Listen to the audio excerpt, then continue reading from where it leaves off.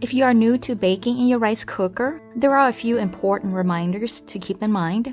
Recipes with 1 cup to 1.5 cup of flour is best for minimal baking time. Depending on your rice cooker, it will probably stay on cook for about 5 minutes, and then it's gonna go into the warm status. And this is completely normal.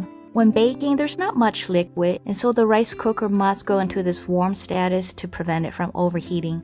But you don't have to worry, your baked good is still baking in this warm state.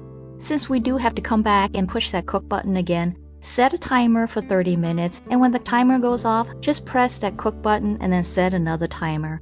Now, if you press that cook button and it will not go into a cook but keeps staying on warm, that just means it needs more time to cool off, so just let it sit for another 10 minutes and try again. And you do have to repeat this bake process until your cake is done. Try not to open your rice cooker until after the 2nd or 3rd bake cycle because we do want to keep that warm air inside the rice cooker to continue to bake your cake. And to test whether your cake is done or not, just use a chopstick, toothpick, skewer or knife, insert it into the center, and if it comes out clean without any wet batter, then your cake is done.